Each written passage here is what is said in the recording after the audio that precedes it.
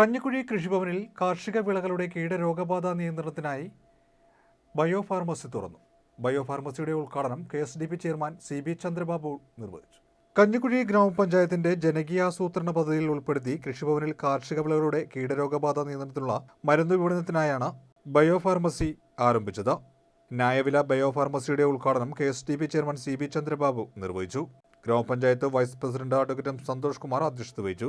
കൃഷി ഓഫീസർ റോസ്മി ജോർജ് സ്വാഗതവും അസിസ്റ്റന്റ് കൃഷി ഓഫീസർ SDN നന്ദിയും പറഞ്ഞു. പഞ്ചായത്ത് സ്ഥിരസമിതി അധ്യക്ഷ S ജ്യോതിമോൾ, പഞ്ചായത്ത് അംഗങ്ങളായ A പുഷ്പവലി, CK ശോഭനൻ, രജനി രവിപാലൻ, കർമ്മസേന കൺവീനർ GU ദേവപ്പൻ, കാർഷിക വികസന സമിതി അംഗം V Prasannan, TG Gopinath, Sivasankaran Unni, pest scout Rajitha, Sandeep എന്നിവർ സംസാരിച്ചു.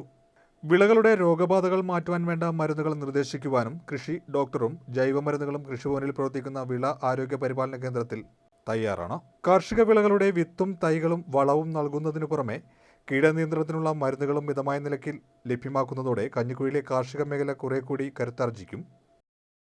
അതുപോലെ വാണിജ്യാടിസ്ഥാനത്തിൽ കൃഷി ചെയ്ത് അതിൽ നിന്ന് ഉപജീവനമാർഗം വരുമാനം കണ്ടെത്താൻ ശ്രമിക്കുന്നവർ വളരെയധികമുള്ള ഒരു പ്രദേശമാണ്. കൃഷി ചെയ്യുന്ന ആളുകൾ നേരിടുന്ന പ്രധാനപ്പെട്ട പ്രശ്നം അതിനാവശ്യമായ ഗുണനിലവാരമുള്ള വിത്ത്, വളം, അതുപോലെ കീടബാധ തടയുന്നതിനാവശ്യമായ പ്രതിരോധ പ്രവർത്തനങ്ങൾക്ക് സഹായം നൽകുക എന്നുള്ളതാണ്. അതുപോലെ തന്നെ വിപണനം ഉണ്ടാക്കുന്ന ഉൽപ്പന്നങ്ങൾ വിപണനം ചെയ്യുക എന്നുള്ളതും വളരെ പ്രധാനപ്പെട്ട കാര്യമാണ്. ഇതിലൊക്കെ ശ്രദ്ധ പതിപ്പിക്കുന്നു എന്നുള്ളതാണ് കഞ്ഞിക്കുഴിയുടെ പ്രത്യേകത. ഇവിടെ ചൂണ്ടിക്കാണിച്ചതുപോലെ ഞങ്ങളൊക്കെ സഹപ്രവർത്തകരായിരുന്നു.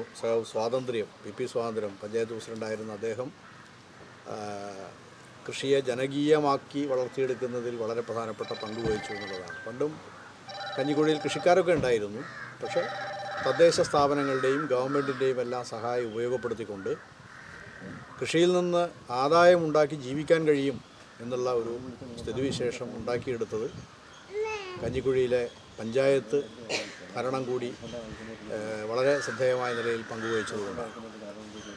എനിക്ക് ഓർമ്മയുണ്ട്, അതിനുള്ള ഒരു അവസരം കൂടി ഉണ്ടായത് പലർക്കും അറിയാമെന്ന് എനിക്ക് തോന്നുന്നു. ഈ ചെറുവാറിനകത്ത് ഒരു പൗൾട്രി ഫാം ഉണ്ടായിരുന്നു, വലിയ ലാർജ് സ്കെയിലിൽ. എൻ്റെ നാട്ടുകാരനൊരു വ്യവസായിയാണത് ഇവിടെ ഒന്ന് ആരംഭിച്ചത്.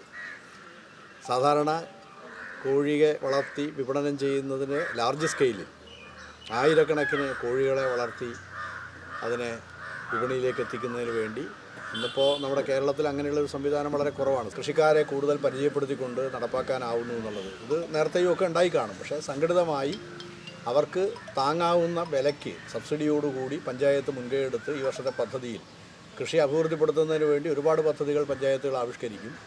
അങ്ങനെ ആവിഷ്കരിക്കുന്ന പദ്ധതികൾ കൊണ്ട് ചെലവഴിക്കുന്ന തുക എന്തെങ്കിലും പ്രയോജനമുണ്ടോ എന്ന് പരിശോധിച്ച് കഴിഞ്ഞാൽ അവസാനം നോക്കുമ്പോൾ ഒന്നും ഉണ്ടാവില്ല. പക്ഷേ ഇവിടെ അതല്ല. മുടക്കുന്ന പണം കൃഷിക്കാർക്ക് പ്രയോജനപ്പെടണം, നമ്മുടെ നാടിന് പ്രയോജനപ്പെടണം എന്ന നിലയിൽ അത് ഉപയോഗപ്പെടുത്താൻ ശ്രമിക്കുന്നു എന്നുള്ളതാണ്. ബയോഫാർമസി എന്നുള്ളത് ഒരു നല്ല ആശയമാണ്. അതുപോലെ കാർഷിക ക്ലിനിക്കൊക്കെ ഉള്ളതാണ്.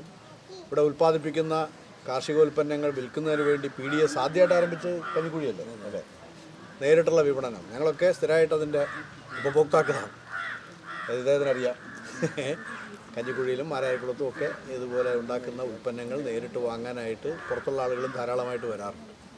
അപ്പോൾ വിപണിയും കാർഷികോൽപ്പന്നങ്ങൾ നല്ല നിലയിൽ പരിപാലിക്കാൻ കഴിയുന്ന സഹായങ്ങളും മാർഗനിർദ്ദേശങ്ങളും വിദഗ്ധോപദേശവും എല്ലാം നൽകാൻ കഴിഞ്ഞാൽ ഇപ്പോൾ ഉള്ളതിനേക്കാൾ കുറേ കൂടി ശക്തമായി ഏത് വിളയും, ഇപ്പോൾ ഇവിടെ ക്ഷമം അല്ലേ, വിദേശ രാജ്യത്തുനിന്ന് ഇറക്കുമതി ചെയ്യുന്ന ഫലവർഗ്ഗമാണ്. ഇപ്പോൾ നമ്മുടെ ഏത് കവലയിൽ ചെന്ന് കഴിഞ്ഞാലും കേരളത്തിലുണ്ടാക്കുന്ന ഉൽപ്പന്നങ്ങൾ, കാർഷിക ഉൽപ്പന്നങ്ങൾ മാത്രമല്ലല്ലോ, ലോകത്തിൻ്റെ പല ഭാഗത്തുണ്ടാക്കുന്ന പഴവർഗ്ഗങ്ങൾ നമുക്ക് കിട്ടുന്നുണ്ട്.